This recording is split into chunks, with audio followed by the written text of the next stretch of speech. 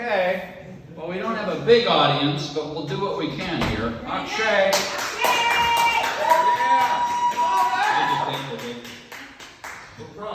You're on, buddy. Rock it. Yeah, this is my first time doing comedy actually. Oh, all right. Try to be gentle. Yeah, I just try to be gentle and as humorous as possible. As an introduction, I'm a student from the University of Akron, even though I'm wearing like a Kent stage. I'm like a student from. Alright, so after that, so the content of my comedy is going to be short stories. Like I'll just write stories every day, and try to improve myself. And this is my first time reciting some of my stories. Please keep in mind that all of these stories are just unnatural and fictional. Like I just made up in my mind. You're not picking on anybody in particular. I'm not picking on anybody in particular. Stories will be a little bit dark, but please don't get offended. Rock on, Akshay. I won't joke about any race or religion or color or skin or whatever. Feel free. These are just fictional stories, alright? All So right. now that's said and done, story number one. So when I found out that my wife's delivery date is gonna be coming up in a couple of few weeks. Serious? Yes. All When right. I found out that my wife's delivery date is gonna be coming up in a few weeks, I made her sign up for the Amazon Prime delivery service. You know, not because how fast and reliable the delivery services actually is, but because of same-day return policy. You know what I mean? Like, what if the child was deformed or like missing a hand? Something terrible. Or even as much as Send them back. yeah, Get a refund. just shove it right back up where it came from. That's right. That's right. I like that idea. All right. Story number two. I'm actually not from this country though. Like seriously, I'm not from this country. The country that I come from, like specifically speaking, the place where I come from, there's too much noise. Like there's too much noise to get enough sleep. Like, you know what I mean? Like even if I'm trying to sleep at like 3 a.m. or 4 a.m. or even as early as 10 p.m., my parents are always having sex.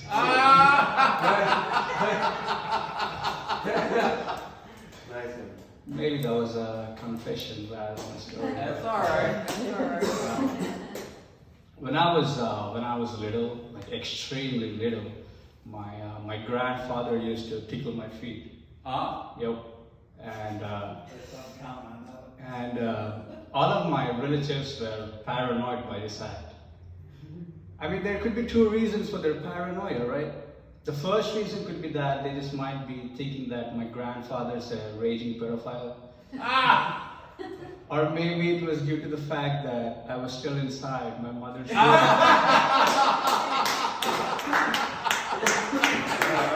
That was a good. I like it. I like it. That's a good turn. That's funny. A little bit about myself. I hate juice. Oh, Yeah, like orange juice, orange juice. mango juice, strawberry juice. You know what I mean? Like anything that requires concentration, I just.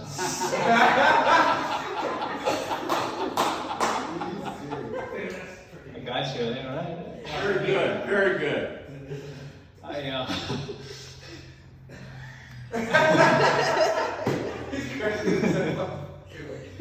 All right. Let's get this rolling on, shall we? I once got stomach pain, like this huge stomach pain, and I went to the doctor for diagnosis, and he diagnosed me with Latinos intolerant Uh-oh. instead of lactose intolerant. Latinos intolerant. I got it. Just a joke, alright? I got fine. it. If you It's don't- good. If you don't like it, it's fine. It's good. It's good. It's good. All right. My girlfriend never acknowledges me for all the good deeds that I do by her. Like she Dumper. always chooses to acknowledge me for all the good deeds that I do by her. This one time I got a phone call from my girlfriend while she was in the hospital lying on a deathbed. Oh. And then the only thing she says to me is that, Akshay, you're not my type, you're not my type. Akshay, you're not my type, you're not my type. She must have said that like a million times, you know what I mean? Like, you're not my type, you're not my type, you're not my type. Then after that, the doctor pronounced her dead. I mean, the only good thing that you can extract from the story is that at least she acknowledged me about my good deed of blood donation. Right? I felt that one coming. Oh, really? Yeah. Oh, thank you. Thank you. One more story. Oh no, I'll just keep going as long as you're patient. This story is gonna be a long story, so I just want to know, like, if you guys are on board with me. Like, All right. Okay. Carry on. all right. Great spirit. I love this crowd. When I was like little, like extremely little, my mother passed away, and it was really sad. It was very, very depressing to grow up, and then eventually my father caught up on this. You know, me crying all the time. So he got me this goldfish, like this little tiny goldfish. Which I took care of him religiously. Like every day I fed him, I took care of him, and then one fine day, you know, you wouldn't believe it, but one fine day I couldn't find my goldfish.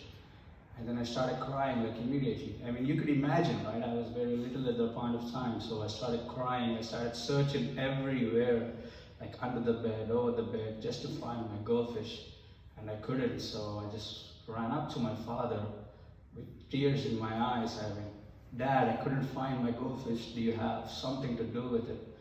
And my father was like, son, your goldfish is actually dead, and we had to put it in the backyard, but don't worry, because in the middle of the night, all the biblical angels are going to fall down to the backyard, pick up the soul of your goldfish and take it back to heaven. And that way your goldfish is actually alive. Now believe me guys, I was little at that point of time. So I obviously believe that story, right? You know. So I went up to my bedroom, and then I started gazing at my backyard all day, all night, just waiting for some of those juicy biblical angels to fall down to the backyard, pick up the soul of my goldfish. And guess what guys, it didn't happen. But I wanted to be sure though. So I took up a shovel, and then I went to my backyard, and then I started digging everywhere, like all the backyard, like everywhere, you know, just to see if my goldfish was still lying there. Now there's good news and bad news to this story guys. The bad news is that I couldn't find my goldfish. The good news is that I found my mom.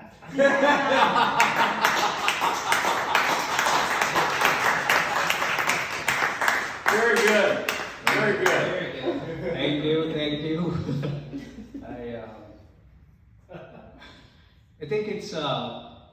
I think it's pretty safe assumption to say that I'm a brown guy, right? Yeah. It's pretty safe to say Yeah. that I'm a brown guy. And as a brown guy, I get a little bit insecure these days, because if you look around history, or if you go any part of town, you cannot find brown power or brown movement. Like if you go throughout history, there's black power, right? And there's also a physical symbolic gesture to emulate your black powerness. Like you just make a fist with your hand and raise your hand 90 degrees to your vision, like black power. That's how you emulate your black power to the other person. Or if you go throughout history, there's white power, and all you do is make a paper with your hand and raise your hand 45 degrees to your vision, like white power. That's how you do it, like white power. Now guys, What's brown power? in order to find my physical symbolic gesture, I created my own physical symbolic gesture. Yeah. For emulating my brown powerness, and this is how you do it. You make a scissors with your hand, and then you raise 45 degrees to your vision. Brown power. I'm sorry, 0 degrees to your vision. Brown power. That's how you do it. Brown power. Because guys, at the end of the day, racism is just a game of rock, paper, scissors. That's it. That's it, right? Come on, right? It's just a game of rock, paper, scissors. Nobody wins. That's it. You just keep on fighting every day. Nobody wins. That's right. That's right. But just so you know, guys, I'm not racist or anything to make this observation, but I firmly believe that paper is mightier than rock. But I'm not racist, like just based on the game, I'm saying that's it.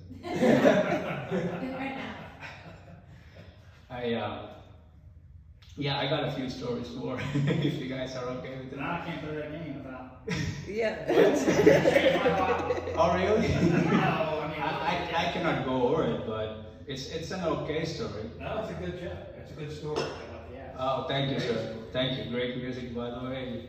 Thank you. I will play guitar for you sometimes. All right. If I didn't play for you, I'd have stopped there. Oh yeah, sure. I can understand that. So nervous man. Oh, that's fine, sir. But I was just saying wholeheartedly that I like your music. Yeah. Well, thank you very much. All right. Anyways, And you're doing great, by the way. hey, thank you. I'm gonna actually tell that joke at work tomorrow. Sorry. What? This night, I'm gonna tell that joke at work tomorrow. Around Oh, really? Yeah. No. 100%. No. All right, I won't. Oh, you can. I was just playing with you. That's good, man. Thank you, sir. It sounds professional. Oh, really? Yeah. Oh, You thank you. sound really good. It sounds Thank you. ridiculously Great. professional. Great. Well. Yeah. One more story. One more. Yeah, man. All right, I can keep going. One more. Yeah, One more. sure. All right. So my neighbors think that their son is a lost cause. Like he doesn't have a job or anything, and they just think that their son is a lost cause. But his friend, and I knew that his son actually got a job as a firefighter. And one day he's thinking about surprising his parents. And the moment he got a call from his parents' house, he just rushed to his parents' house in his firefighter, erected the ladder up to their windows, climbed up the ladder with a bouquet in his hands, reached out with both hands with a bouquet in his hands, and then he surprised his parents while he watched his parents burn to death. I mean, that's why you're gonna call a fire. The house was on fire. I got it. Take a selfie.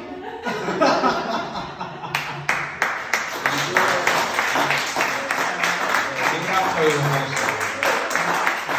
Thank you, Akshay. Thank you very much. It reminds me of the story that if you're going to have surgery, make sure you don't have, forgive me, an Indian doctor. Because imagine this scenario. The nurse says, doctor, we're losing him. The doctor says, not to worry, he'll be back. That's terrible. That's my Indian joke. Thank you, Akshay. Thank you, Jim. Thank you, Carol. Thank you, Doug. Thank you.